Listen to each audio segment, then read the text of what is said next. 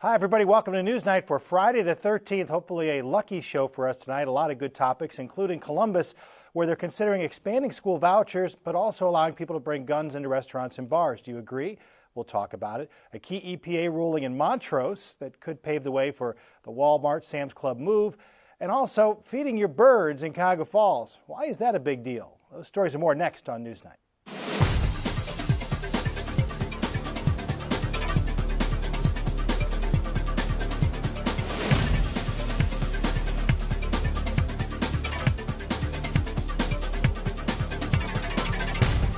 Friday the 13th. Hope you're feeling lucky. We've got great conversation tonight. Great to have along Ed Esposito here this week from WAKR. And always great to welcome freelance journalist and contributor Jody Miller. Down in Columbus, they are considering a couple of things that are setting people off this week. Concealed carry, expanding it to allow people to carry their guns, if they have a license, into restaurants and bars. But also upsetting many in the education community when expanding vouchers. Guys, both of these were sure to get a rise out of people. They come in the same week. And they did get a rise out of people. Sure got a rise out of Jody. Well, yes. Well, let's begin with concealed carry, because those that are really behind the Second Amendment don't see this as being an issue. They see it as a way of allowing people to protect themselves in places where maybe they are more likely to need to defend themselves. Sure. Well, yeah, in a bar where alcohol is served and in a restaurant, that's where you've got to defend yourself. I'm sorry. Now, of course, the people who conceal carry into a restaurant or a bar are prohibited from drinking alcohol. But how do you regulate that? I just, with all of the law enforcement organizations and agencies in this state who are opposed to this, I don't understand why it should move forward. Because the numbers are clearly in favor of your argument, right? There's been such an outpouring of people who have concealed carry who go into bars in other states, and so there's a lot of evidence that that's led to more violence, right?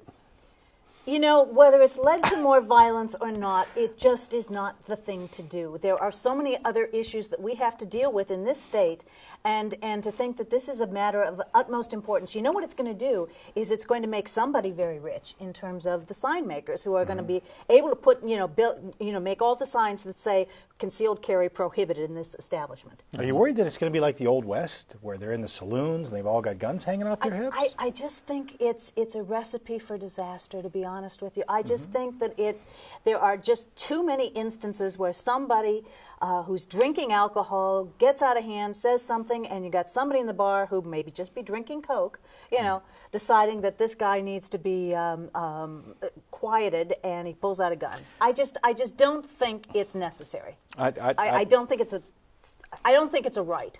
At the risk of getting into too much of a discussion over whether or not we really need a nanny at the bar stool with us, I would ask, what is the experience in other states? Has Texas turned into just a hotbed of people lying bleeding in bars right now in piles of sawdust because of people who do that? I think the assumption that because you have a gun and you're sitting at a bar drinking a Coke that you're going to decide to pop somebody off because you think they're getting out of hand is disrespectful to the people that have a concealed carry permit.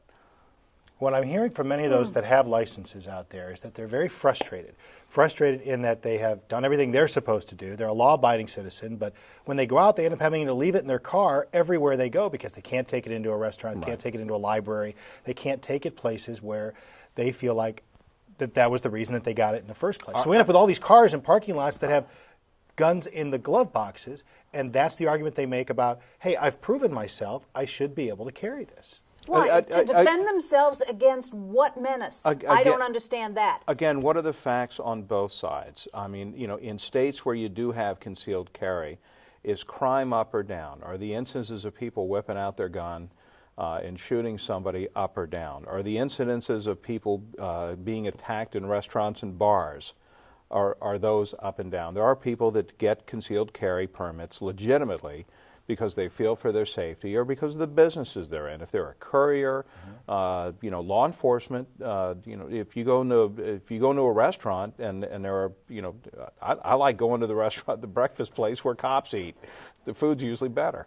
And you're protected. And they're still wearing guns. So should I be afraid of them pulling out a gun and shooting somebody? Unless they're a trained professional, Ed. There's a difference between somebody who's a trained professional and knows how to use a weapon, and somebody walking in off the street who has fulfilled the requirements for concealed carry and packs a gun. You do have to get training, though, to get a concealed carry license. You do have to go through training. And I haven't seen any evidence. I haven't seen. It's a philosophical argument. It's not an evidentiary argument. Exactly. That there are hordes of people with concealed carry that are doing this. Everything that people said against concealed carry when it started about how horrible it was going to be and Ohio was going to be the OK Corral did not happen. Which is not to say that it couldn't happen in the future. It didn't happen. The naysayers, I'm not saying you, the naysayers who were chicken littles about this were wrong. Fine. It is a philosophical argument. I don't think that it needs to be done. And to be honest, at least there is an out in terms of a restaurant or a bar being able to put up a sign. Right. Well, I should say the same people that are considering this are also making a serious consideration when it comes to school vouchers announced this week. They want to, led by the governor, want to expand the voucher program that would allow people, even at much higher incomes, to get state dollars to send their kids to private schools, to the point of, even if they can afford it themselves, the kids could bank the money and use it for college later. Good idea, bad idea. School vouchers and school choice is popular because parents don't have or may not have confidence in the system, and they want to know what alternatives there are for them to spend their money on. I mean, let's not mistake. This is taxpayer money. This is their money too, and they want to have that alternative. The flip side of this, and the argument that needs to be made, is that there are a lot of charter schools, there are a lot of schools that benefit from school vouchers that, quite frankly, don't even perform as well as some of the worst public schools that automatically get tax money. Where this gets hamstrung is that you have so many groups with different agendas down in Columbus. Some of the teachers' groups are going to be against this, period. Quite frankly, just because the teachers that are in charter schools aren't union members. And so for them, it's an organizing issue more than anything else, but they're going to shroud it and do it for the kids.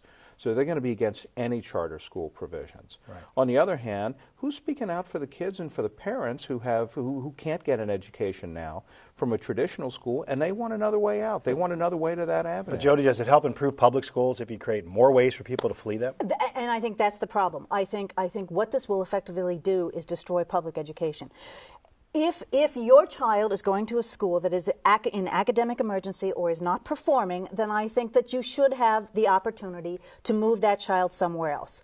But this particular proposal will allow you, if you are in a high-performing district and you want to send your child to another school, that district is going to have to take its money per education for each child and give it to that particular parent. Now, there's something about choice that's fine, but when it in fact impacts the public education of all students in this state, I think it's wrong.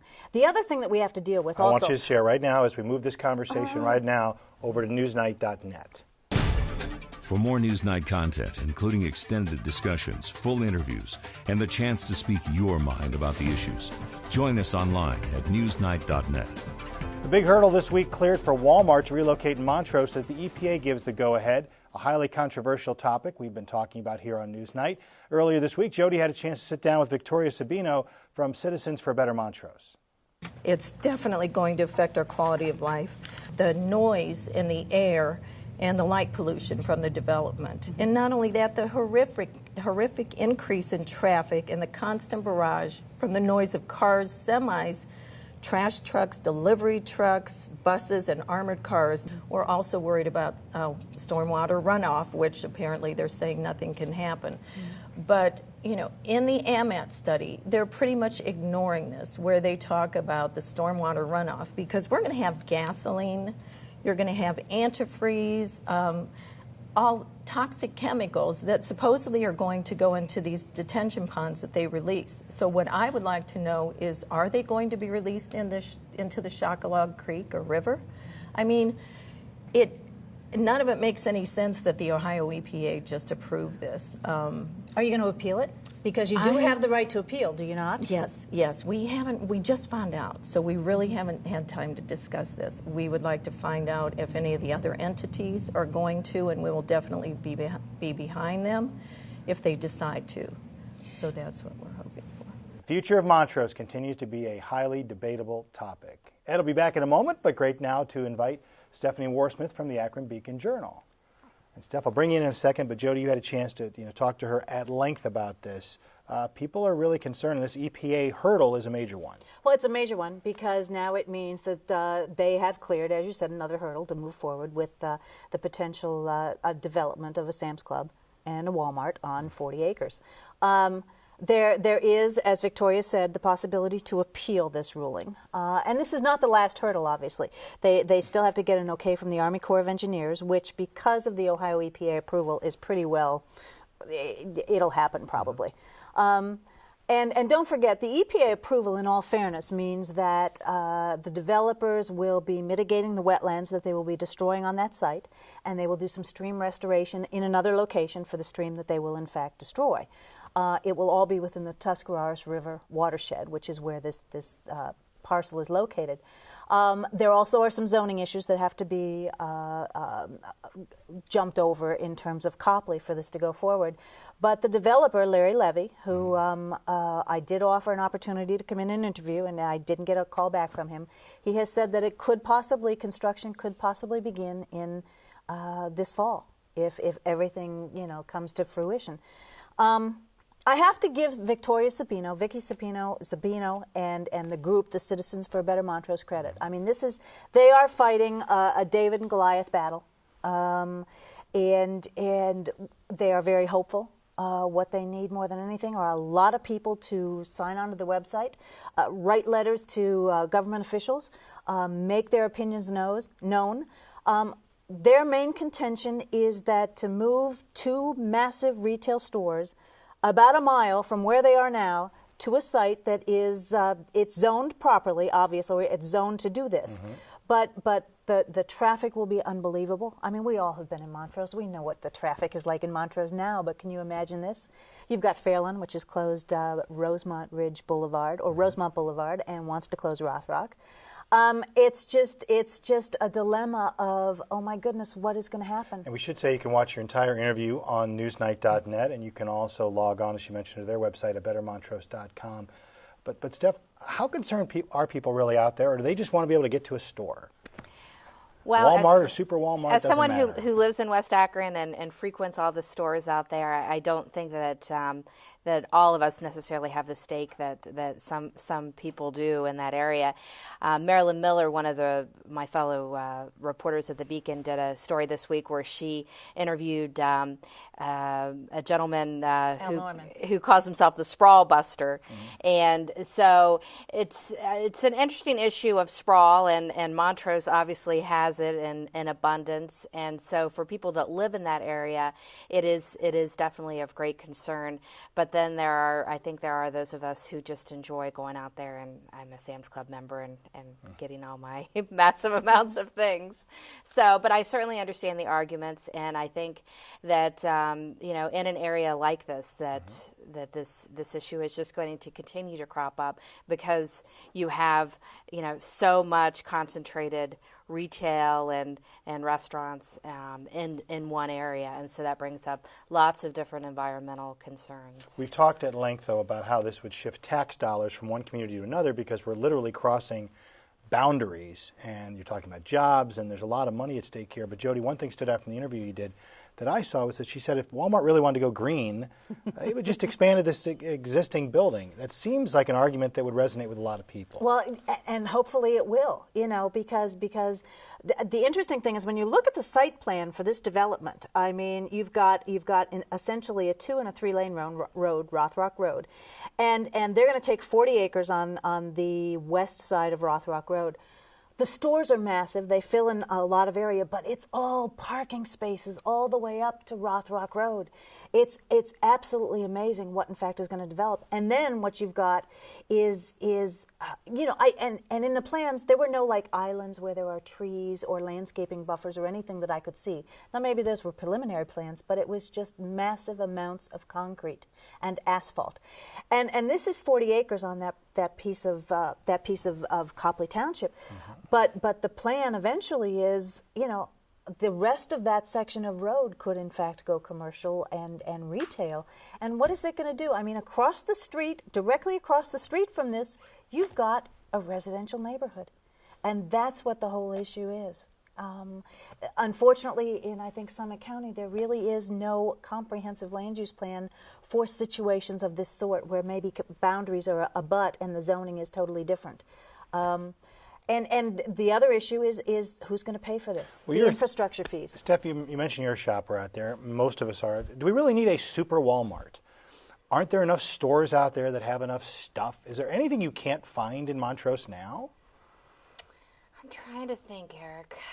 You know, I miss Meijer. You know, I'm from Columbus, and I wish there was a Meijer out there. I would take a Kohl's because I have to drive all the way to Wadsworth right now to go to Kohl's or to Arlington Road. You've been talking with my wife. She says the same thing. Oh, I love Kohl's. So, you know, maybe they could fit like 1 or 2 more stores out there, and that would be really nice, but that would probably anger But the as far as folks the that live out need, there. is there really that need? Is there really that need? Probably not. I mean, there is a great selection of shopping in Montrose, and like I said, I avail myself of it quite often. But you know, for like Jody said, for the people that live right there, you know, this is a great concern, and they do not want this to happen. Assuming this goes through, what happens to those 2 big structures that'll be left behind there in that's a good Fairlawn? question. Maybe a Myers and a Kohl, or a Meyer and a Kohl's could go into Those this. are mammoth buildings already. They are mammoth buildings please already. go in there? Yeah. Well, and see, the problem is, not the problem, but the main reason that Kmart is talking about the move is that they want it to be a super, you know, or not Kmart, Walmart. They want it to be a super one with groceries. With groceries. All right. In that area, you've got Giant Eagle. You You've have got 2 Giant Aldi's, Eagles. 2 Giant Eagles, Yeah. Aldi, Acme. Acme. Earth Fair just opened up. I mean, what? Mustard Seed. Mustard Seed is there. Do we really need another grocery store? You know, and what does that do to the competition of stores that are already there? What is it going to do to Fairlawn to lose this tax money? Well, you know, it's not that big an issue for Fairlawn in terms of the tax money, because chances are those big boxes are going to be, you know, they're going to be rented out again anyway. Although sometimes they do have difficulty. They still haven't filled that one next to Circuit City. Target out there, right? Right. The benefit is that Copley Fairlawn share a school district, so the schools are not going to be impacted adversely. So that is one plus in this whole situation. But Fairlawn has said, as Mayor Roth has told us before, it's not an issue of losing the tax dollars and the money. And don't forget, Akron wins in this too, because this parcel of land is part of the JED. So Akron, because they are in the JED with Copley, will get a portion of the income taxes. So Akron has been noticeably quiet about this entire proposal. But if there's going to be winners, there's got to be losers too. Well, yeah, and the losers are going to be the neighbors who are directly across the street, the businesses that are there, the apartments that are there, who are going to have to live with the increased traffic, the increased noise, the increased light pollution, and they're just really upset and they want to fight it. A topic we'll continue to talk about here on Newsnight. Thank you so much. Again, you can watch the extended edition of Jody's interview over on newsnight.net. On newsnight.net, we cover a broader range of topics than we can on the air in 27 minutes. Be part of the conversation on our Facebook page and at newsnight.net. So many great topics. Sounding like a judge, I'll thank and excuse Jody Miller and welcome Ed back to the discussion. And a big decision this week made musical chairs down at City Hall that impacts all of us. A change in the communications director, Mark Williamson, will stay with City Hall, but will no longer be that point person talking with the media. The election, the primary election, is 4 months from today. Does this make sense for the mayor to switch up such a key role? You know, it makes sense to him if it meets his needs. I wrote a blog that we posted yesterday, and you know, the fact of the matter, it's a will and pleasure position. So clearly, it has to do with does he have faith and full loyalty going into the campaign stretch? full loyalty, full functionality. This really is a position. The communications director as a whole is a position that is a chew 'em up and spit 'em out position in just about every level of government for the most part, with a few exceptions. The fact that Mark's done this for 15 years is extraordinary because the communications director position, and a lot of this is so inside baseball politics. The fact of the matter, this will mean nothing to the average taxpayer, to the average voter. They won't lose a second of sleep over this. Does it impact the administration getting their message out? It depends. It depends on how aggressive Stephanie is when she moves into this position. And make clear that Stephanie York. Stephanie York, yes. But if you were in this position, I'd feel better because you wouldn't because you would understand the needs of the media, where Stephanie York understands the needs of the media, but that dates back to her undergraduate years at Ohio University. It's a much different environment. I'm not saying she can't do it. I'm not saying she won't be good at doing it. But I'm just saying it's different than what she's done. And to expect her to kind of juggle these law issues at the same time, she's trying to get out messages that are important to the mayor from a political standpoint, but also in terms of keeping this glue that kind of holds the community together. I mean, I think that's one of the reasons why Williamson wasn't let go. Or wasn't outright said, I don't want to see you anymore, get out of here. It's because Mark is, in my estimation, Mark is an institution just like Plisquelic is. Mark's been an institution in terms of being a spokesman for the city or a representative of the city as a news anchor for 35 years. That's a long time. You can say the same thing about Plisquelic. I think it would have been foolish for Don to just absolutely out and out fire him, but clearly he felt that he had to, he wanted a different structure in there. Does it make sense for him to do it? The only one that it matters to is whether it makes sense is Don Plisquelic. Do the citizens still get the same information, Stephanie? Well, we're going to find out, and we'll also see. I vaguely know Stephanie York. I was asking you earlier whether you'd had much dealings with her. She's an assistant law director for the city right now, and so we'll find out what is going to happen with that position. Our main selfish concern is whether we're going to be able to have a point person with the city, somebody that we can call up when they send out a news release or when we hear something in the community or we get a complaint from someone, that we can pick up the phone and say, hey, is this true, or what's going on with this? I also do think that Mark, took calls from the community as well and, served in that role. And so, will she still continue to do that? Are a lot of those functions or some of those functions going to be taken up by other people? I know Dave Lieberth, who's the deputy mayor, already is serving in some of those roles already. So he may continue to do that, especially with some of the topics that interest him the most, like downtown issues. Yeah, it'll be interesting to see how it plays out. I always used to describe Mark as my glasses. I think of myself as Mr. Magoo when I go to City Hall. I don't quite know where I am, trying to find the right office, the right people to find things, and I go to Mark, and he brings it into focus for me and says, oh, yes, you need to go here, here, and here, or here's this information. I think many of the best press secretaries and communications directors do just that. Because so many journalists come in needing so many different things that they're able to be that filter and help you see what you need to see. Press conferences that end at 4:30 in the afternoon sometimes, we're on the air at 6. We've got to take all this information, digest it, and spin it and have the right information in a very short period of time. Having Mark to call and say, hey, on my way back to the office, hey, did I understand this correctly? And him being able to say yes or no and get me that information made a difference more times than not. I don't know that Stephanie York understands that that's part of this job. Well, I think she's going to understand. Because she's not a communicator. That's all I'm saying. I think she's going to understand it pretty quick. Anecdotally, I sent a note to Deputy Mayor Lieberth saying, "Hey, I just want to know how this is going to play out. And how does this work? Do we call you? Do we call her? We call people at 5:30 in the morning. We call people late at night. We call people on weekends." Before, the central, and Stephanie, you can probably attest to this too.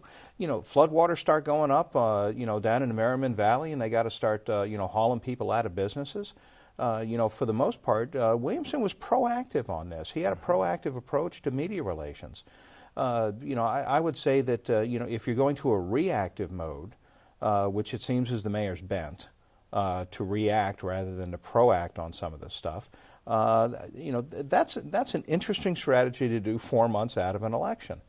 But none of this makes any difference from a political standpoint if Mike Williams is reactive rather than proactive. But it does provide an opening from a media perspective of getting the message out to the people. I think it offers the Williams side an opportunity, because Williams' son not being in there it leaves a vacuum in terms of that information flow that comes out from City Hall that gives people the impression, whether it's happening or not, that there are some things happening in City Hall. When you start seeing that information flow, trickle down, or you don't get calls returned, or you start hearing on the radio or television or reading in the newspaper calls weren't returned, then that also sends out a subtle message too, that maybe they're not doing anything, or maybe they're trying to hide something, which has often been a charge lobbed against this administration. I guess the proof will be in the coming months to see where it goes. The message I think it sends, though, is that a city as large as Akron is saying the communications job is one of those where we can farm different things out. I don't think that's true. I think there's too much on the line for so many communities out there that you've got to have someone who is a communicator, who understands the media's needs. So I think it's going to be interesting to see how it plays out that someone who doesn't have a communications background, a degree is one thing, but a communications history, to suddenly be in charge with that flow of information, like you said, it's a 24-hour cycle. I think this puts a ton of pressure on Dave Lieberth, who does understand how that works, who's walked that walk before in the past, understands how this works. This puts a lot of pressure on him. He's got to step up his game. In my blog, the other important thing is to get what Stephanie was getting, that reverse flow of information, where that point person also gathers a lot of intel on what's happening in the community. That has to be the person whispering in the mayor's ear, right, and we'll saying, here's the kind of stuff that's going on.